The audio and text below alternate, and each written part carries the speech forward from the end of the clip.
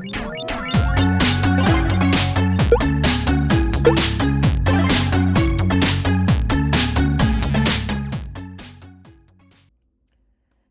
guys, welcome back to BTLO Replay. Man, we got an interesting lab today. Masquerade. And there's a lot of history behind this lab. A lot of folks don't know. Hey, where are my manners? Be sure to follow us on X, LinkedIn. We also have an Instagram account if you guys want to tap in with that. Let me see if I could grab the link for you guys real quick for the Instagram account. Give me a quick sec. But no, there's a huge history on this lab. A lot of folks just don't know. Here, this is the Instagram. Let me just put it on the other screen real quick.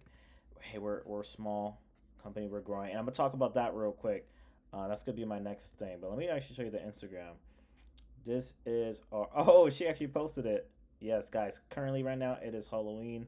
If you don't know, so very interesting. Hence why we're doing this replay video on, I don't have an Instagram account, but yeah, definitely tap in with us on there. But back over here, right? Masquerade is the sixth and final lab for our Halloween event, right? Called Trick or Threat. If you're seeing this video, the event's over. Hopefully you had fun.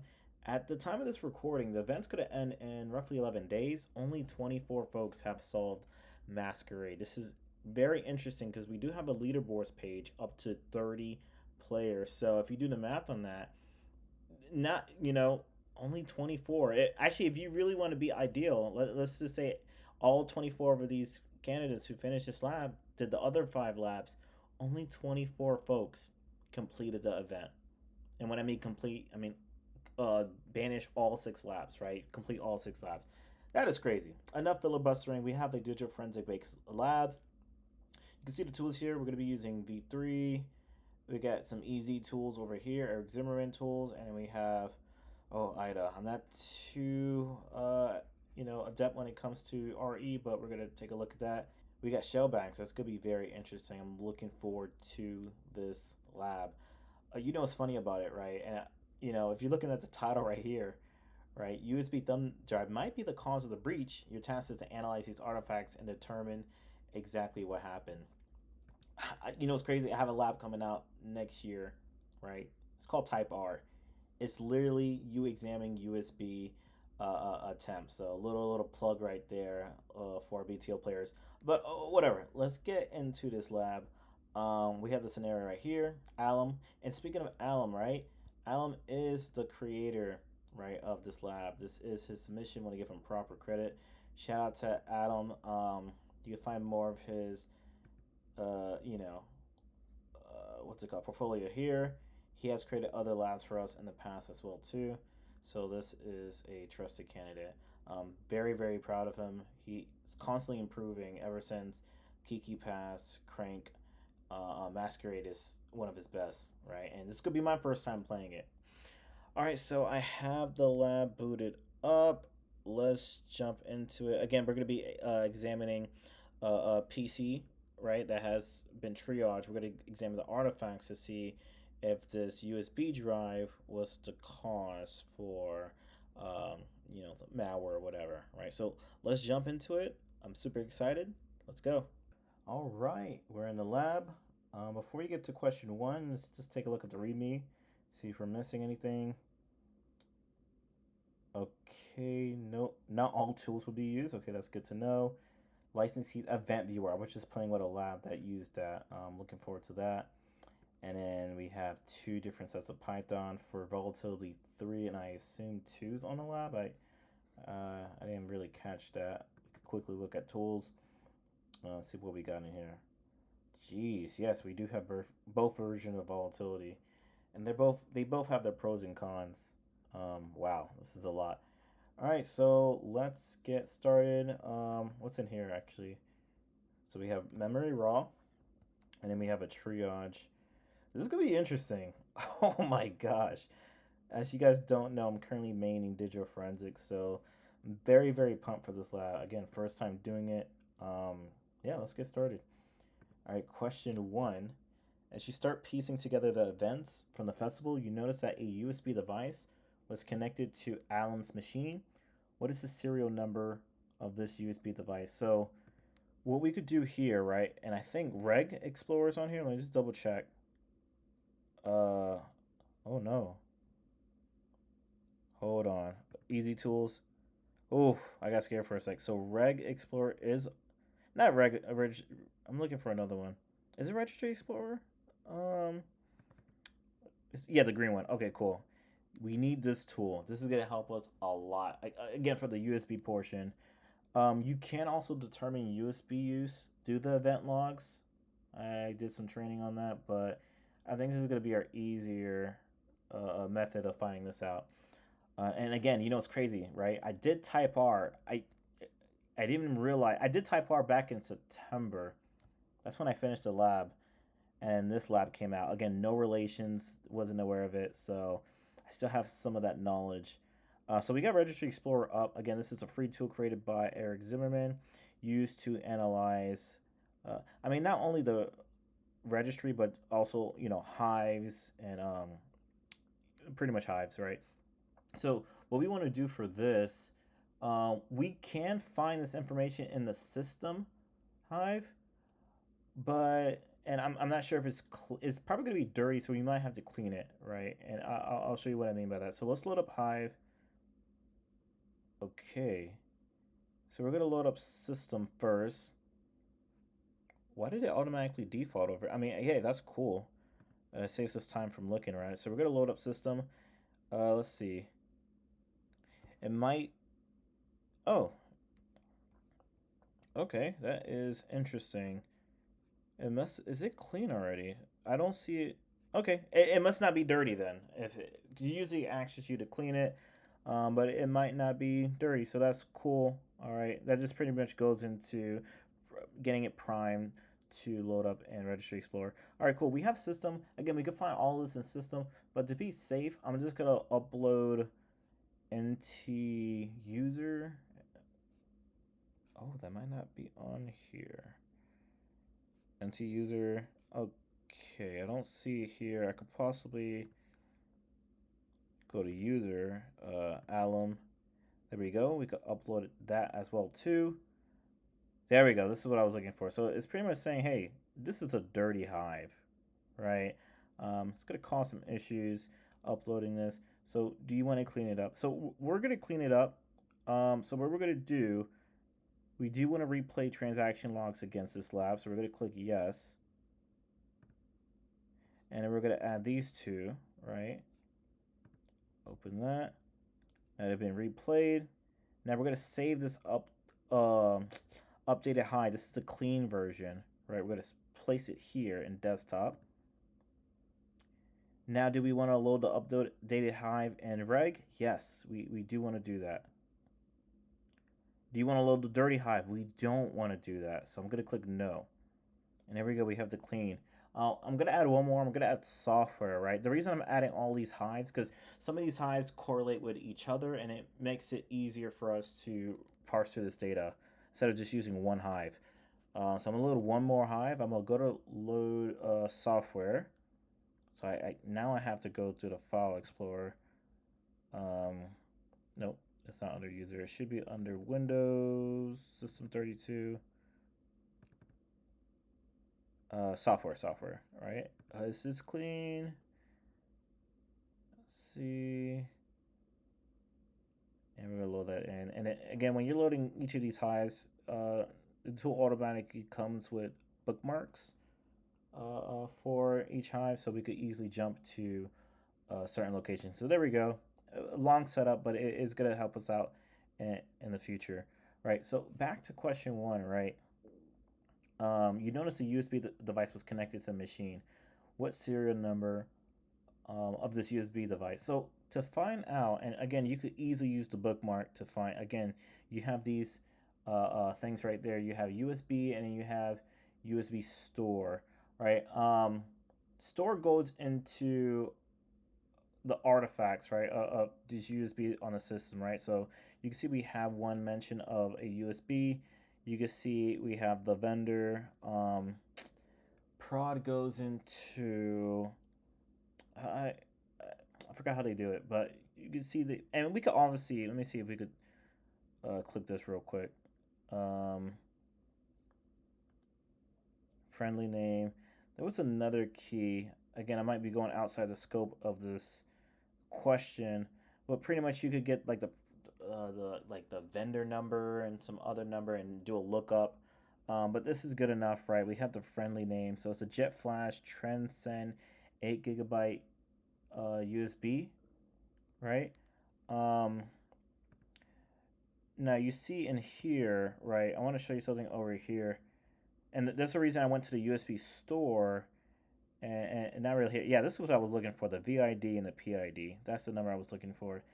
So if you go over here, I want you to notice something right here, right? Over here, it um it got this all USB, right? USB Universal Serial.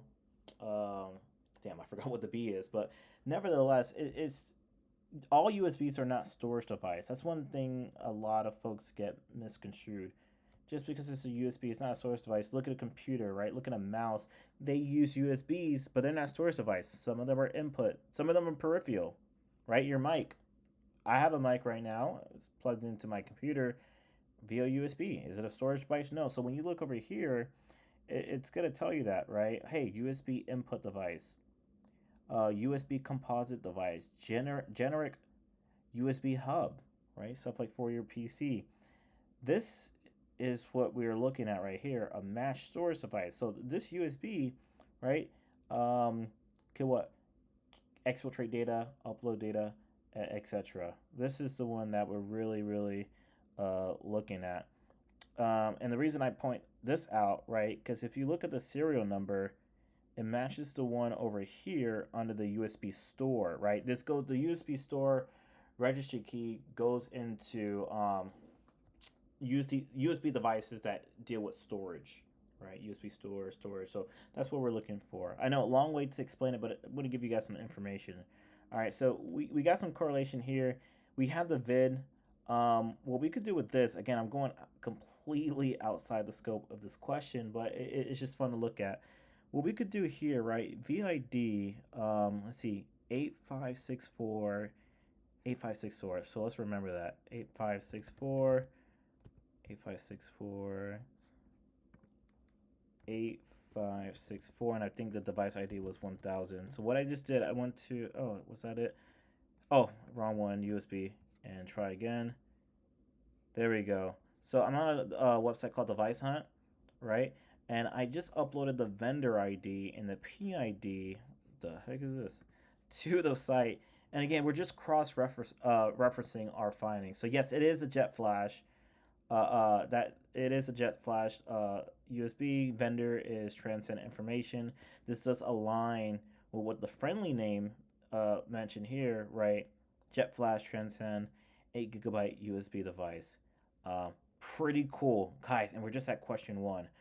Digital forensics is a very interesting field. But yeah, let's put the serial number in and knock out this question. So let me just go back to, see if I ever, let's go back here, and we could just grab it here and type that in. See if I could copy and paste. Probably not. So let's put that serial number in. UM2, is that an I?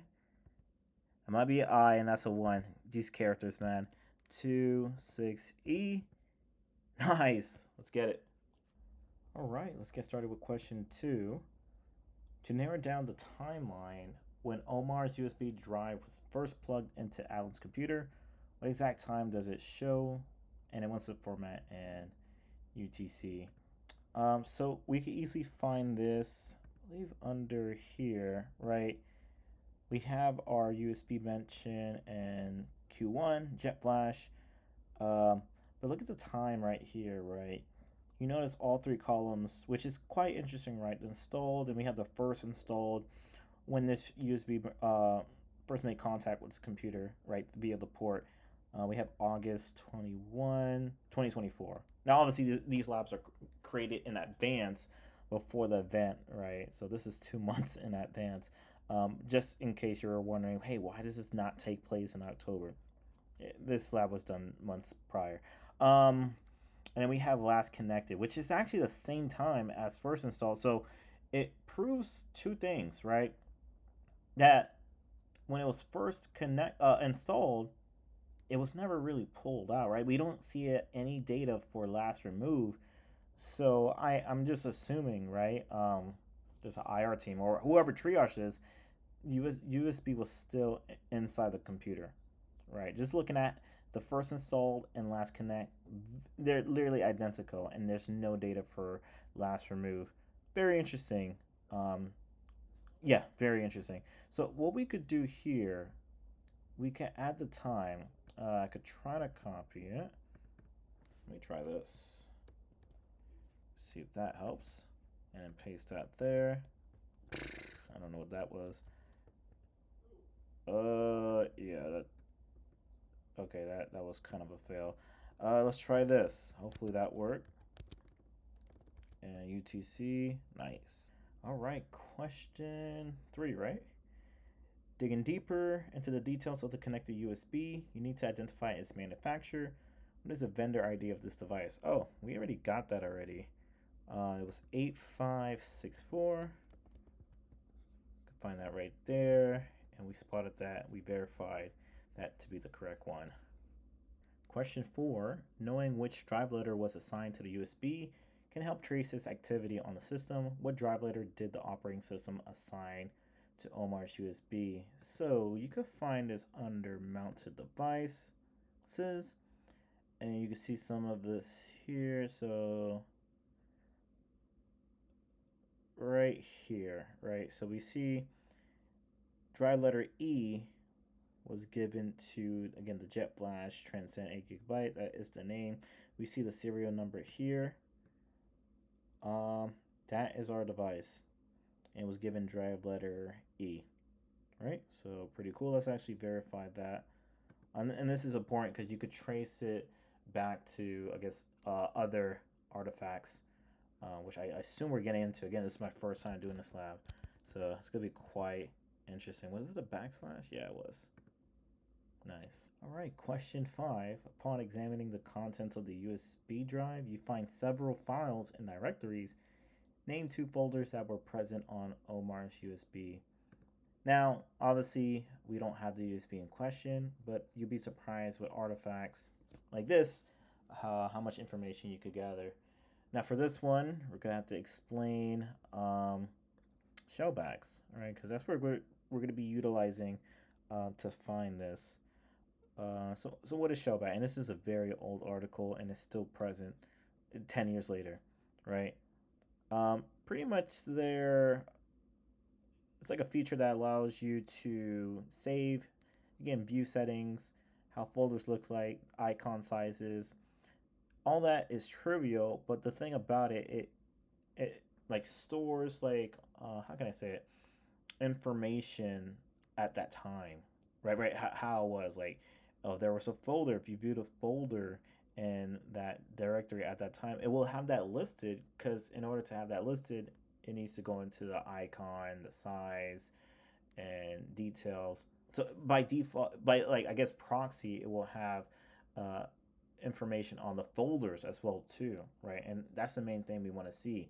If this person utilizes USB, right, and we're assuming for exfiltration or whatever, or to upload files, we want to see, and they probably use a GUI. Let's be honest, they probably use a GUI. So this should be logged into Allam's computer. So let's see if we can find this out. Right, see the folder state. That's the main thing I wanted to get out. It records the state of the folder as it was viewed, right, when it was accessed. So we're gonna actually do that over again, but load it into shell bags, so we could get that.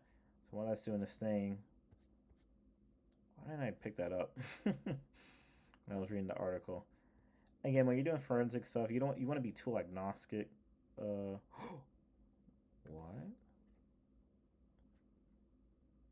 Uh-oh. Oh, that was strange. Okay. So we have show bag. Let's try that again. Let's load offline registry. We don't want to do our own current registry, so we're just going to go back to our, let's go to desktop, investigation, users, Allam, app data, local. a lot of places, and then there we go. It's probably gonna do the same thing. Most of, let's see, cool partial bags, 2 drive letters, and this is just a summary. All right, so cool, and there we go. All right, so let me actually blow this, well, expand this, and then we could see more information. So again, there's the 2 drives. We could safely assume the C drive, yeah, was the computer drive at the time, created on 2019, access on this. We're not too worried about that. Remember in our previous question, we documented that the USB, Omar's USB utilized drive letter E. All right, so we could just click that. Oh, why is it not? Let's see. Oh, sorry. I don't know why I clicked the wrong one. But there we go. The drive letter E. Let me actually close this. And you can see there's 2 folders inside of drive letter E. And again, if you've been paying attention to the time, this does correlate with the time the USB was plugged into the device, right? So, let's see. It was created on the 21st, right? 27, which is interesting. Unless these were copied. Let's see. Access on the 21st. Oh, there we go. That's first interacted. So relatively close to the first plugin time. But we're not going to get too caught up with that. We're just going to stick to the script.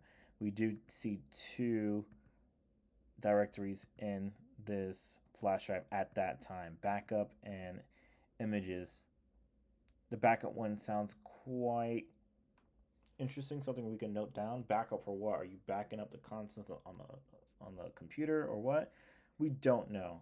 But before we get ahead of ourselves, let's just note these down real quick. So first folder is backup, and then second one is images. Cool. All right, question 6. It seems like Allam opened a file from Omar's USB, mistaking it for a harmless video. What is the name of the file he opened? All right, so I should have read the scenario a little bit better. Looks like, yeah, it does make sense. The USB was stuck on or still attached to this device. I was kind of curious on that a few minutes ago. It looks like Allam accessed a file from it. So probably went to somewhere like images. Actually, yeah, if you look at the MUR position, you do see images with a 0 and backup with a 1. So we could assume this was, actually that's a timestamp right here. But even this says it was accessed first. Interesting. Well, whatever. We can, this could be some discrepancies, but we could clear that up. If we go to desktop investigation, users, Allam. Nope, wrong one. So there's nothing that is, I think it's under app data. And you could view this also in Registry Explorer. I'm just looking at something real quick. Local, Microsoft Windows. Okay, nothing here. Let me try roaming. Microsoft Windows, and let's look at the recent folder.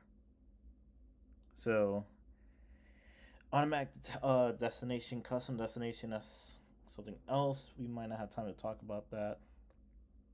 Something about Lucifer, I'm not sure what language that is.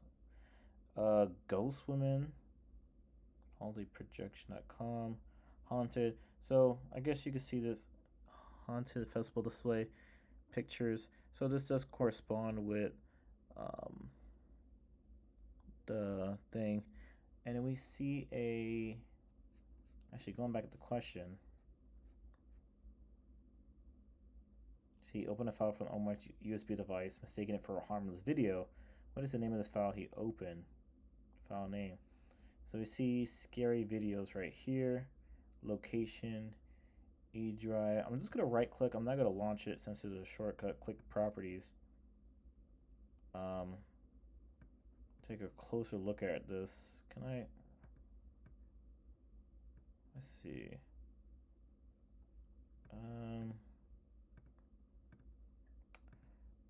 That's probably a tool for this. I want to see, because with the shortcut you could prove not only that the file was on the computer, but actually let's check reg. Let's go back to Registry Explorer. Go to, let's type in resets in here. Let's see something real quick.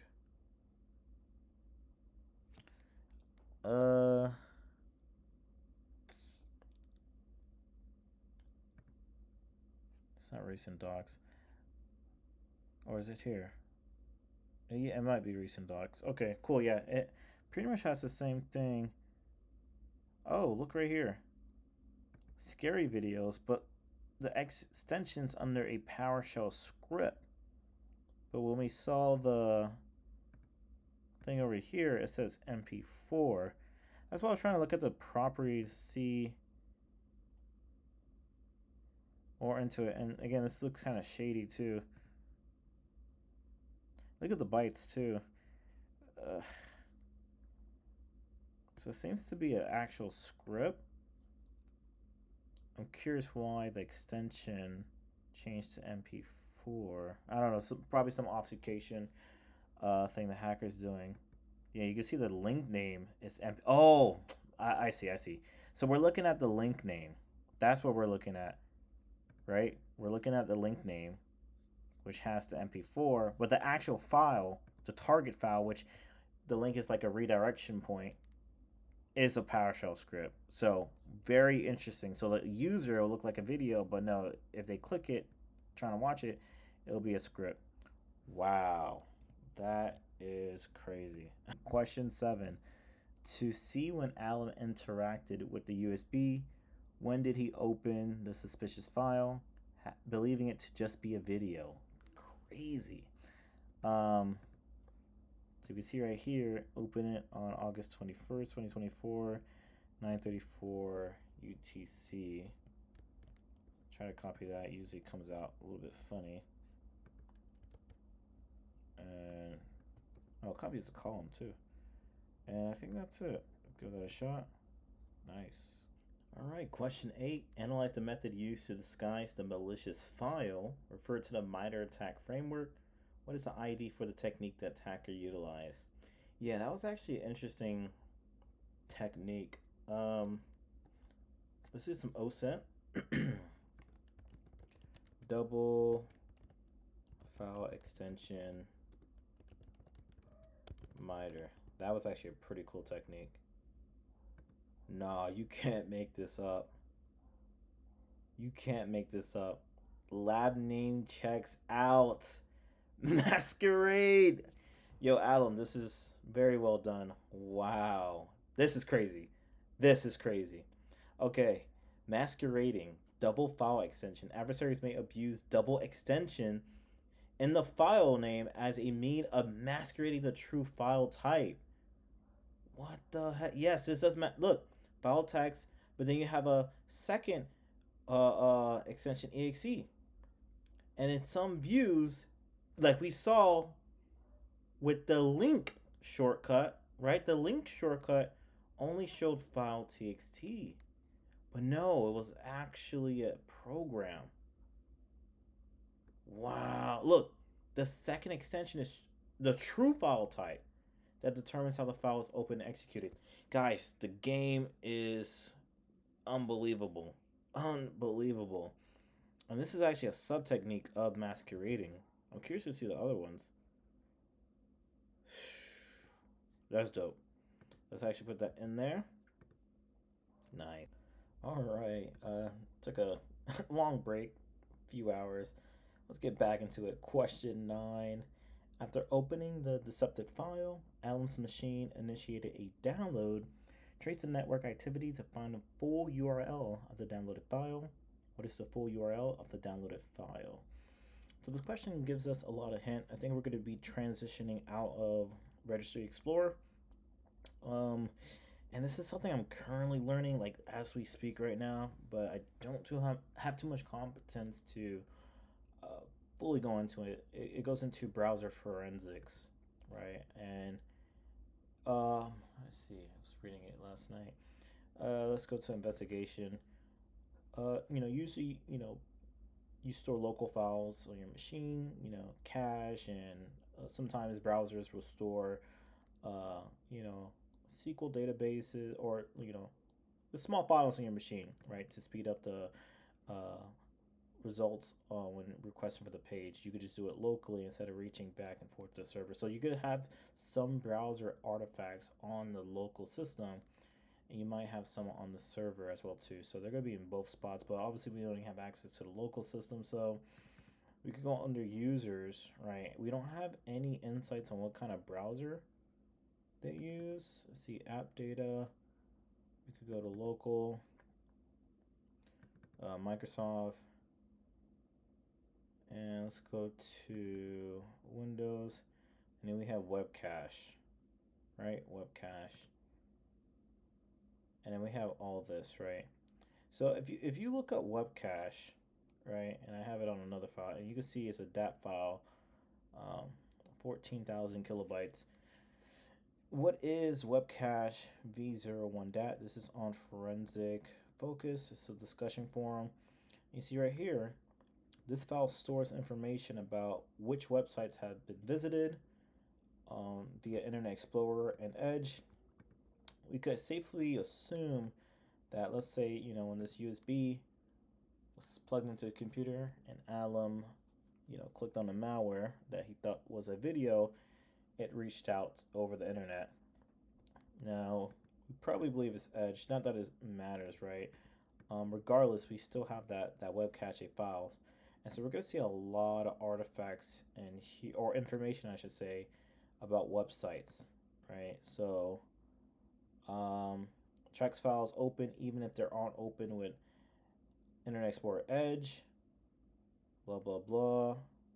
Also run take a man. I also work for Sans. Who is this? All right, so let's take a look at that file, right? Now, obviously, I don't think there's a tool on here to just refresh my memory. We could, yeah, I don't see any browser forensic tools. Usually Nursoft has some, right? If you guys are not familiar.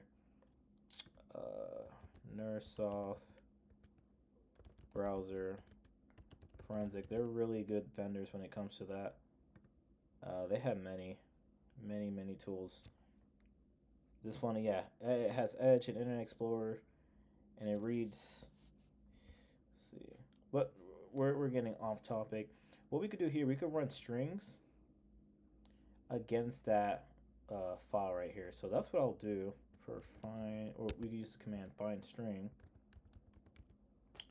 and filter for HTTP. That should get us both port 80, port 443, any web traffic. Let's see if that goes through. Look right here, a DLL being downloaded over the internet. Let me actually look up that DLL. And that's quite strange, right? This should throw you off.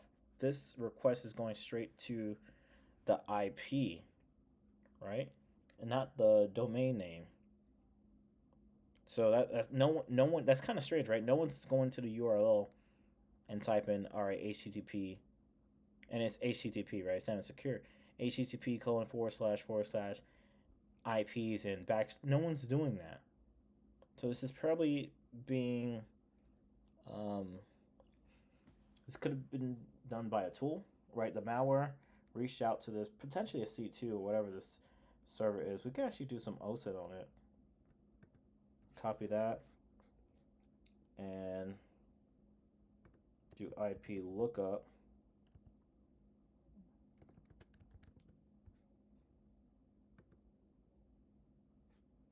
We get a Germany IP, and it's Amazon. So again, this could potentially be a C2 or some other IP the hacker's using to host some malware. Now I want to look up that this DLL. This is very strange to see DLL being downloaded over an IP like that. So let's take a it's not in malicious, but it could be abused. Well, there you go. Yeah, and yeah, there are DLL attacks. So I think that's the odd one out. Let's go back to the question. Full URL of the downloaded file. That technically is a downloaded file. Let's copy that. Paste that in there. And there we go. All right, we are on question 10. Now that you have the URL, where did this file end up on the system? Provide the full path. So this one should be quite easy. We could just get the MFT master file table, I believe that's what the acronym stands for, which curates a list of all the files that were on the system, whether they're deleted or not. This documents are present. So go to investigation C. We have the MFT, but it's in a format that we can't read in, right? So we're gonna have to turn this to a CSV. Oh, I think it went through.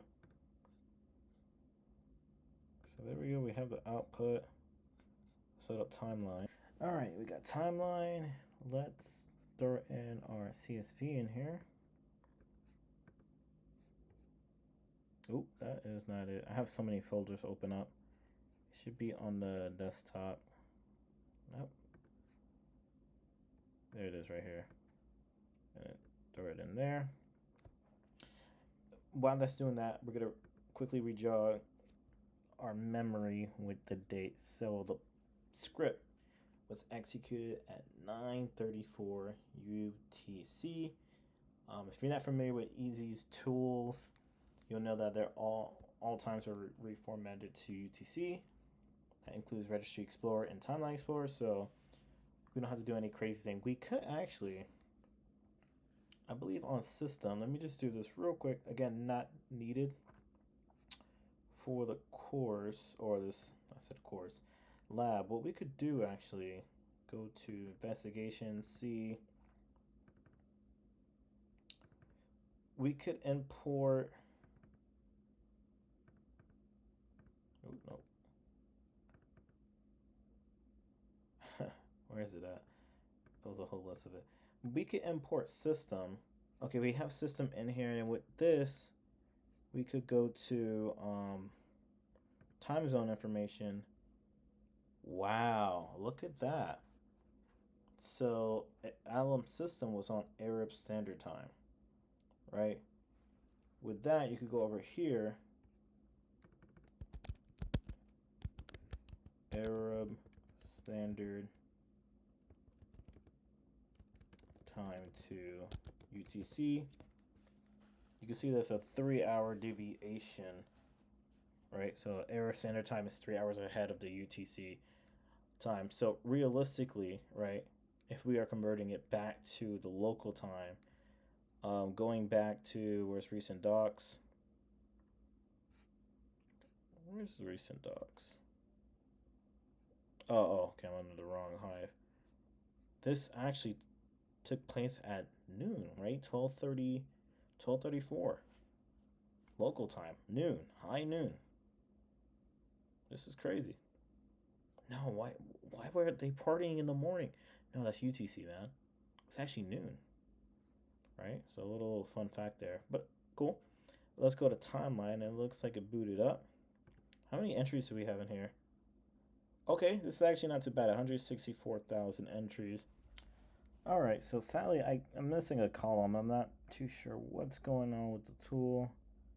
I'm missing the create 0x10 column.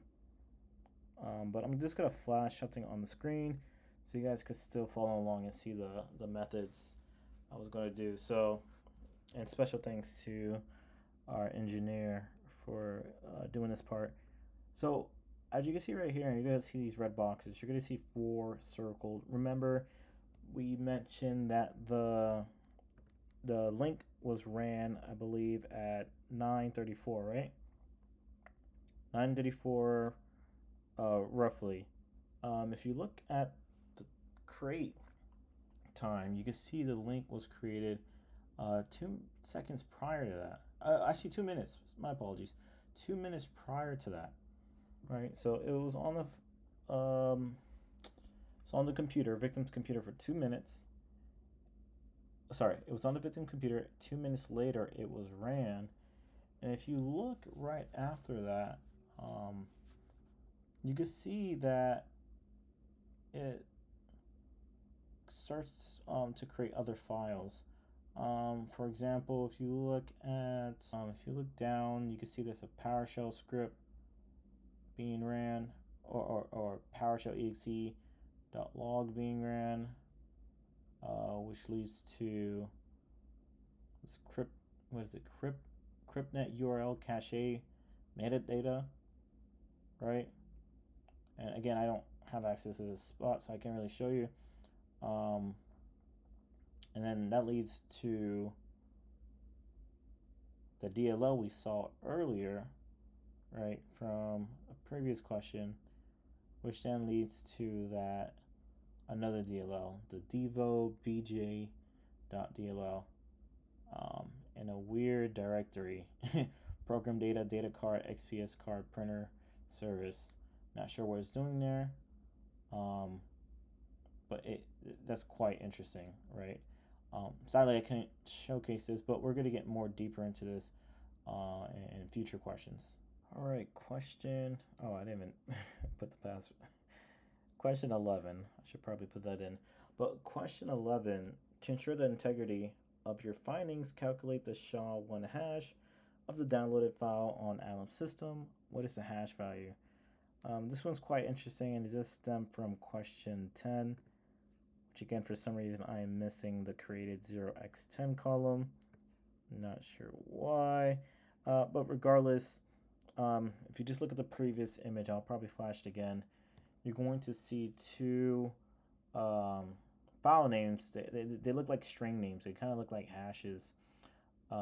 Those are IOCs, right? Stemming from that Scary Videos PowerShell script. And they were downloaded onto the system, right?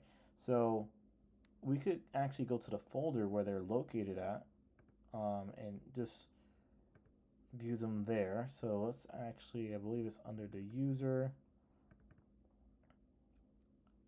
app beta. All right, so I just ran strings on the file and the one in the metadata, and look what you have right here. So it proves the theory of it being used to spawn other files, hence the other DLL, which then that was used to download the, I think, the Dova DLL. One thing we could do, click up on here, we can just quickly switch just to content. I'm not sure why it keeps doing that. And we can get a whole nother viewpoint. As you can see, this is just a lot of junk.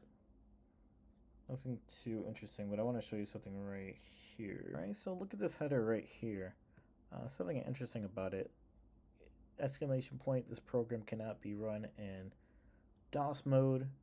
When you do a lookup on that, and this is on the Microsoft Community Forum, fairly recent, right? This person was, trying to run, or it looks like playing around with a DLL file on Notepad, which I'm not sure if that makes sense.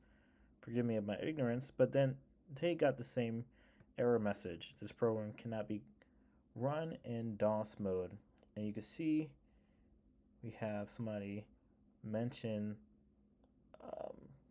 that this is common in executable files, right? So I just brought this up, right? Because if this header is present in this string, quite possibly it was executable, potentially DLL, right? The name is throwing me off, and there was no file extension mentioned when we saw on timeline, but just something to note down.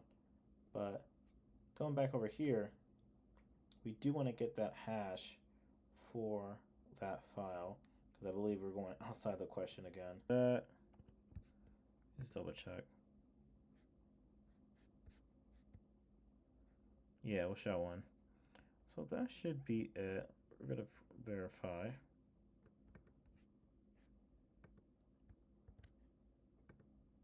It was. Let me go to VT and see something real quick. I want to see if this has been mentioned anywhere else. Wow. Oh, wow. Look at this. Look at this. So, DLO. DLO. Wow. This is crazy, man. Let's see if there's anything in the community tab. You might have to, we might come back to this later. See this, some interesting stuff here. That is very, very interesting. And we have some things. So there's a lot of stuff we could look into this later. You might come back to this for an investigation, but that answer that question, right? Quite interesting.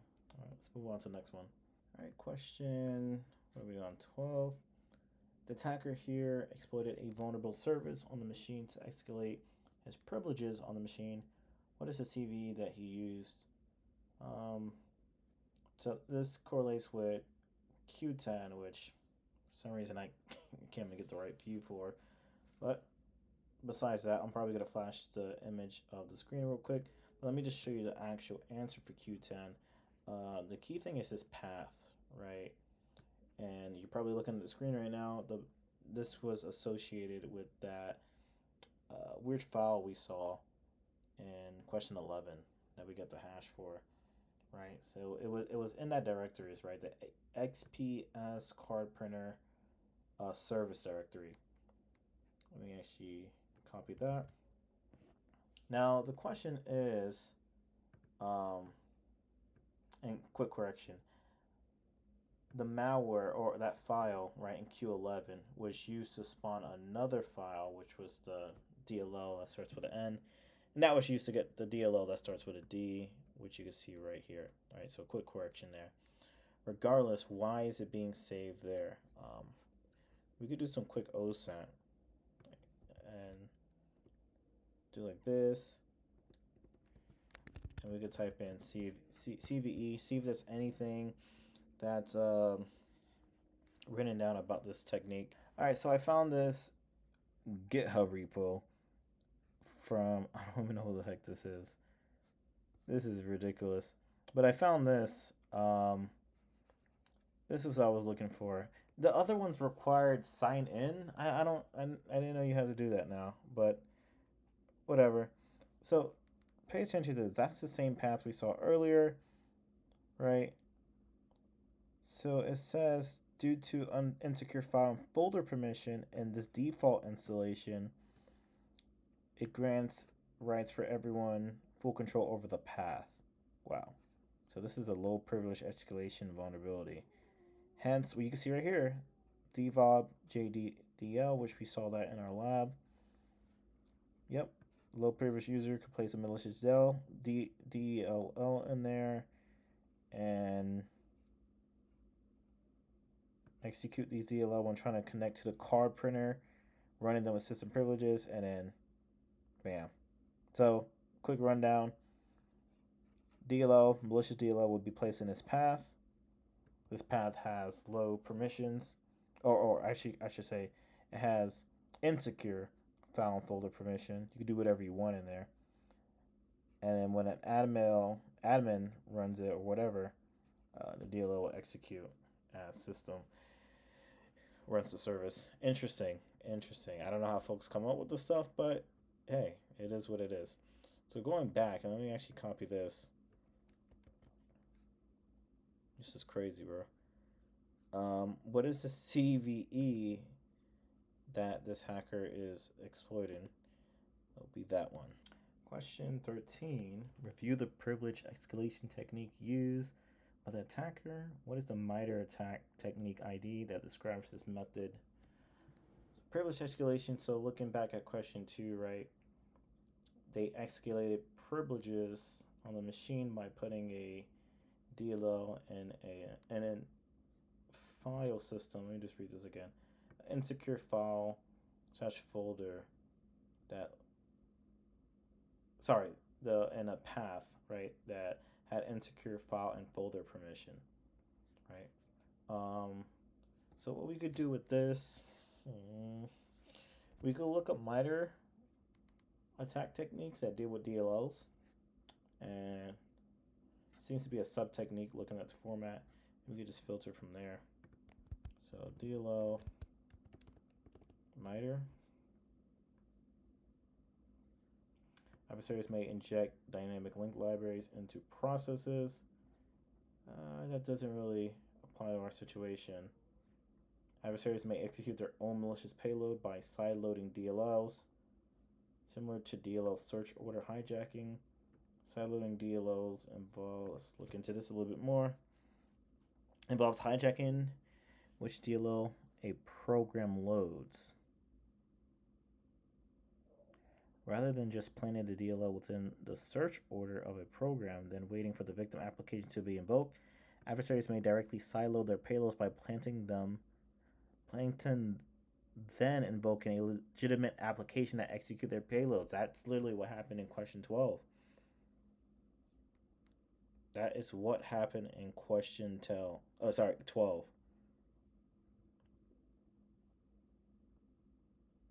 Yeah, look. So this hacking group, Brute Ratel C4, loaded a malicious DLL by spoofing the name of a legitimate version and placing it in the same folder as the digitally signed Microsoft binary OneDrive updater exe. This is our technique that the hacker is utilizing. This is very interesting, actually. This lab went from dead box forensic to now where, I guess you could say, we're doing some threat intelligence on this hackers and on this specific hacker and how they really get the job done. Monitoring the moves. Pretty interesting. All right, let's get started. Question 14. To analyze the memory dump effectively, identify the profile image that matches the system's configuration. What profile image does the memory dump correspond to? Let's see. Let's go to reg. And obviously we're going to have to use volatility 2 for that. You know what's interesting about that question? We have a lab called Nonix that's very similar to, or really focuses on getting that profile right, to examine VMem, right, virtual memory. What we could do here, we could, let me see if there's a bookmark for it. It's called current version. Yep. Actually, I don't know which one's the right one.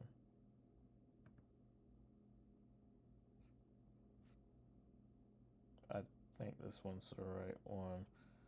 There's two. Go with the second one. Yeah, current version, sorry.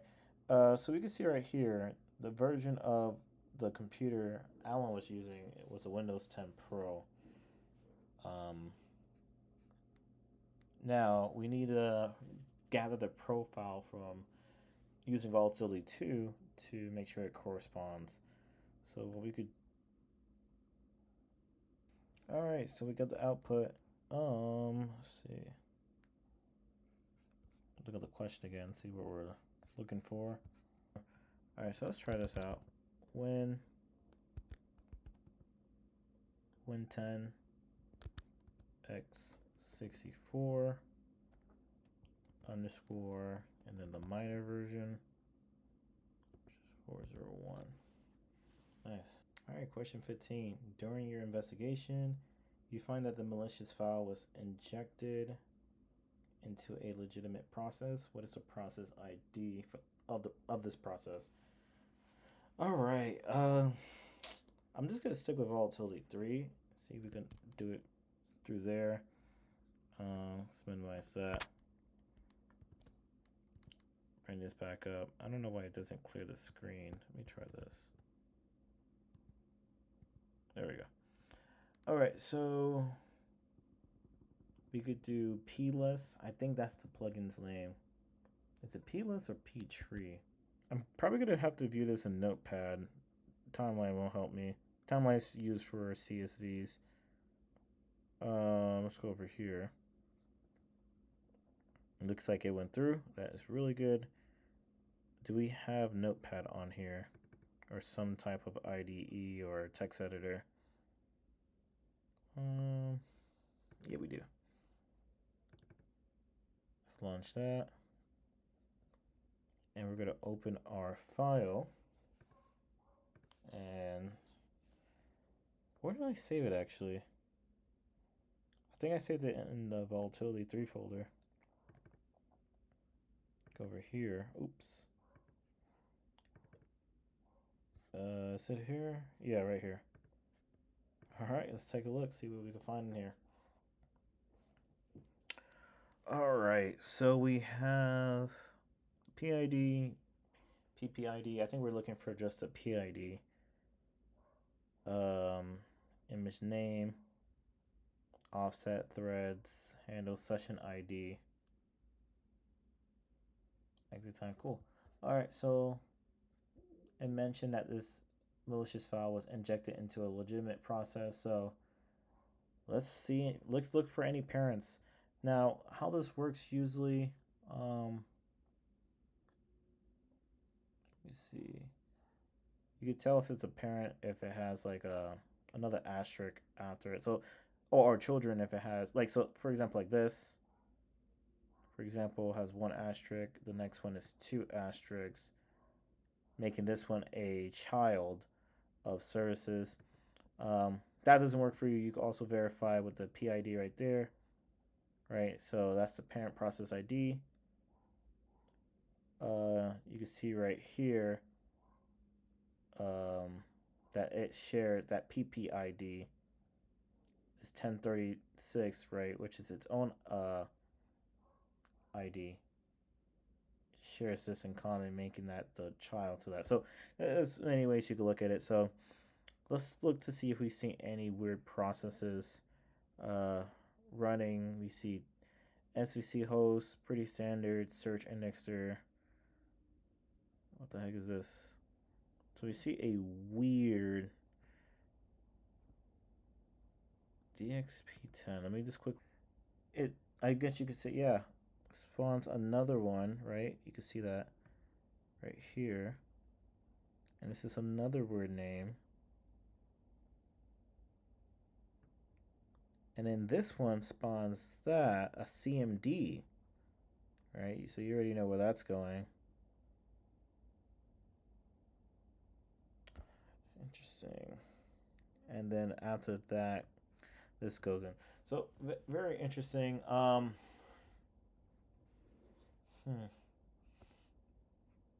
Yeah, a weird string process spawns CMD. That's red flags. That's red flags.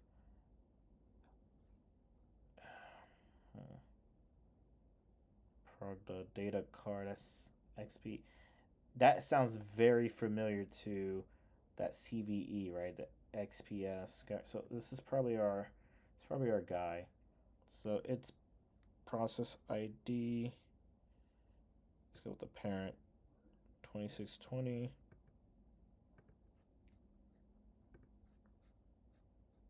And place that here. Nice. All right, question 16. Trace the timeline further to pinpoint when the malicious file was loaded into the legitimate process. All right, so I think it's talking about, let me see. When was the malicious file? Let's see. This is just PSLess. This doesn't have any date. So what we could do, I think that's a plugin for DLL. We could probably find it there and then get the thing. All right, so let's do this real quick. I believe there's a DLL plugin if I'm not mistaken.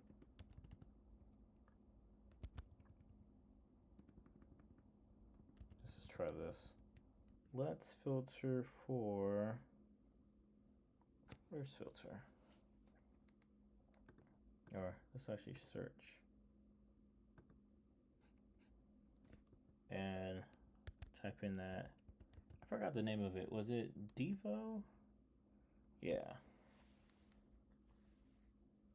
And this is the first reference to it. This time right here. Let's copy that. Is there any more reference?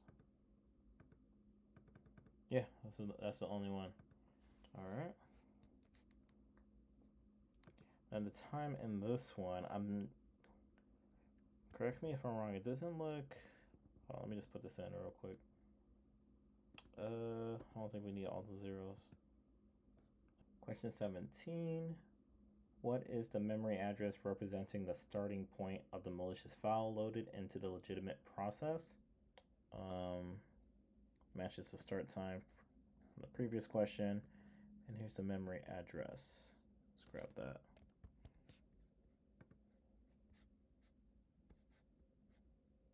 My lab's almost expiring. Jeez. Let's paste that in here. There we go. All right, question 18. What is the IP address and port number of the command and control C2 server the malware connects to? So this, I think we're gonna need another output of volatility. This time we're gonna have to do NetScan, which I hope is on this system. All right, looks like it's finished. So let's load up Notepad. Open it in here.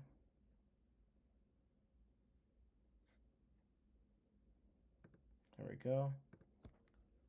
If you do remember, let's see,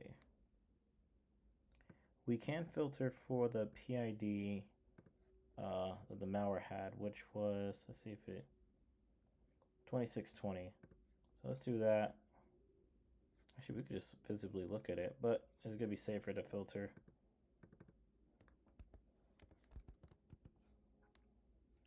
There we go.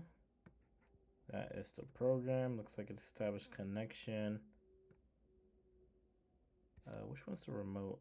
Okay, for local. So, yep, local IP, port 49,000 to this public IP, port 1234. So let's copy this.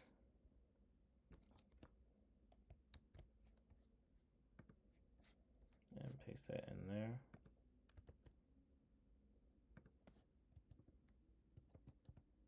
Nice. All right, question 19. What is the name of the function within the malicious file that initiated the connection to the C2 server? For this, we may need to use IDA. I think we have to use it. So let's start. Let me see something real quick. I think we could do this in volatility 3. I just never tried it. I believe we could dump files in here. So what I'll do. Okay, let's see what we have here. Oh, these are all the DLLs. Okay. Interesting. I think we're looking for this one right here. All right, so let's see where they dumped it at.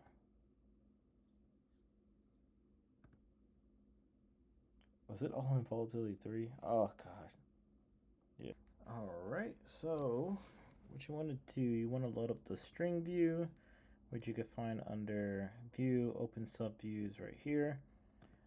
These are the strings associated with that DLL. Nothing new. We saw this earlier in when we ran string 64exe. But if you look over here, right? See if I can zoom in on that. All right, so you see the IP.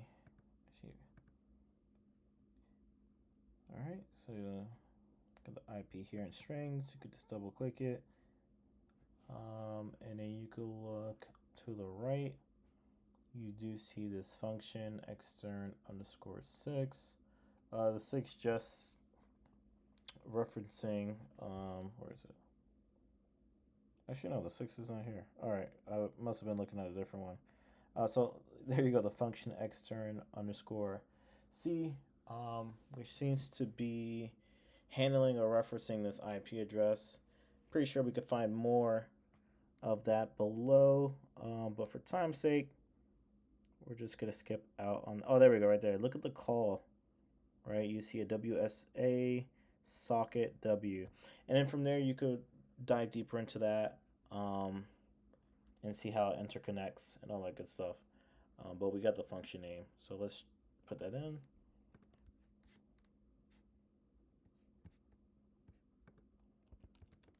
Extern. Nice. All right, question 20. What was the first command the attacker executed after gaining system access on Allam's machine? Format command name. First command the attacker executed after gaining system access. Actually, looking back at this, I think it's the other one. I think it's this one. So this is probably, and I'm just gonna copy that real quick. Hold on. Just seeing what, I think that's the local time. I'm just checking real quick on my other screen. Yeah, I think it's local time. So local time 2:17:24. So in the afternoon. The reason I'm bringing this out, right? This is when the DLL was loaded. What we could do is looking for, let's see, the first command the attacker executed after gaining system access on the machine. We could go to our prefetch files, which I believe is on the triage image. So I'll make this small. Just want to get the name and date. So if we look at our thing, right, 2:17, I'm going to see if anything's near that time. So we have roughly 3 files. This one actually says system. This was launched, let's see, system info, SP host, not too worried about that. Not too worried about this. I believe that's, yeah. But we have this one, system info exe. Let me just look this up real quick. See what that is. Info exe.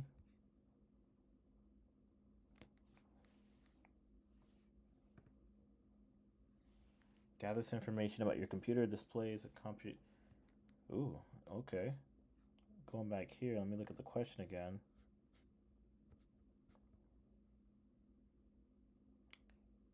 System info. It seems like a program. Or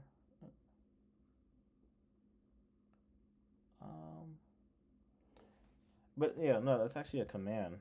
I believe that is a command. Yeah, it's a command. Okay. Yeah, system info. All right, so let's give this a shot. System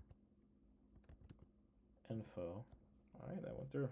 Nice. All right, question 21. Lucky for us, the machine that Allam was using for projecting at the festival wasn't connected to the EZ-CERT network. Unable to find valuable data, the attacker downloaded another file which resulted in the encryption of the entire system.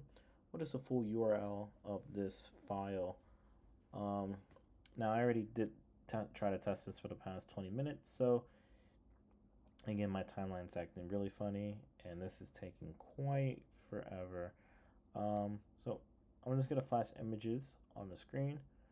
of it being done, and I'll just guide you through it, right? So the first image is going into the command, right? System info being run on the 2:20 p.m., right?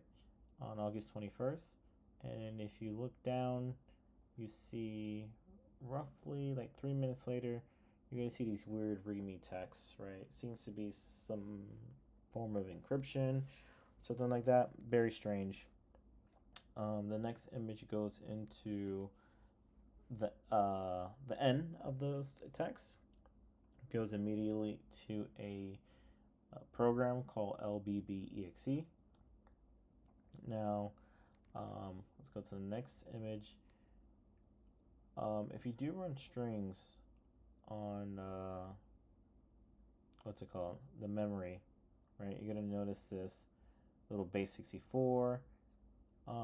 This is not too helpful, but it comes into play. But the main thing you want to look into is there is this other base 64 again within a string. Again, I don't have the thing loaded up. It's like 1 a.m. in the morning. I just don't have it booted up at this moment. It's taking quite long, and I already extended this lab 3 times. You're gonna see a string, right? And when you decode that string using CyberChef, it's gonna come out to a URL downloading that program, right? And if, correct me if I'm wrong, that public IP seems fairly similar to the C2 or the public one we saw for me hours ago, but for you probably a couple minutes. So quite interesting, quite interesting. But yeah, hopefully that helps you out regarding that question. All right, question 22. Identify the exact moment the ransomware was executed on Allam system. When did this happen? Still going. You could go to timeline and filter for, or actually, let's see, do LBB. I can actually just filter in a column for it. There we go. Yeah, this looks right. So, again, I don't have that create 0x10 column. Not sure where it's at, but this actually does correspond with the execution time over here under, where is it? Prefetch. And if I do I can see it. Let me see if I can find it in here. Oh, I think I just passed it right here to LBXE, roughly 224. Actually, if we go back, this one is 223. It's just shy of a few seconds off. Well, let's give it a shot.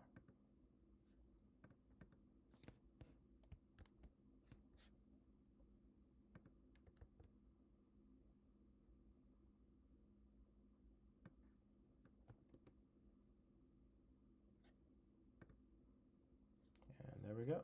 All right, question 23.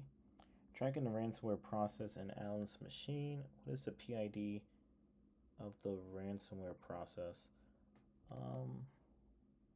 I think this is going based off of this. So we know the time, right? It was 2:23, 2:23 p.m. 49 seconds. So what we could do, we could go to process tree.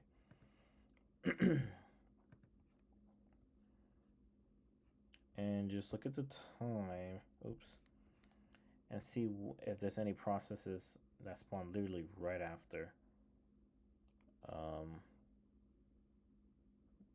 Oh, look at this. Wait, that is 2:24:10. The last one was 2:23:49. So roughly 20 seconds. Is it 20 seconds after? You see this weird Look at the extension on it. How is that even possible? That's a temp extension, which is a process. Very, very weird. Let's copy that.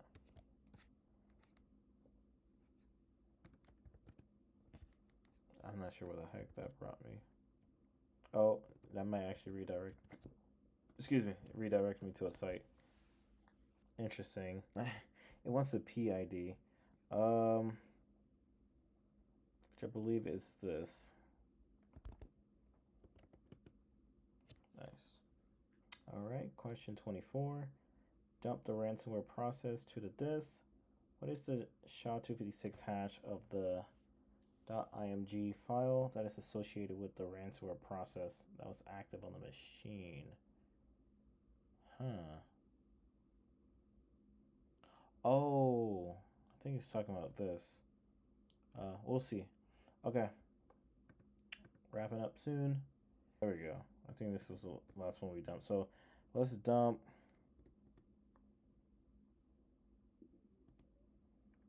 That was PID. What was it? 2148. Could be wrong. Could double check real quick. Yep. Extension right there. Yep. So I guess it wants us to get a hash of that. So we could easily do that. Actually, hold on. I think that's the entire name, actually. All right, so let's run get file hash. And there we go. Nice. Let me actually check VT.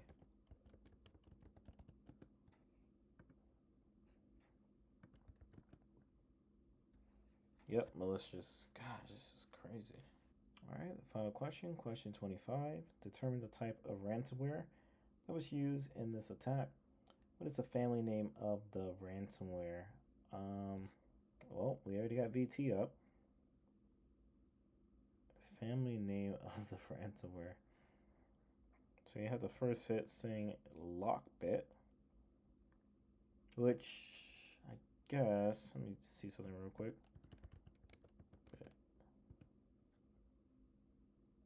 Ransomware as a service, which we did see that evidence of ransomware on the computer. Let's give that a shot.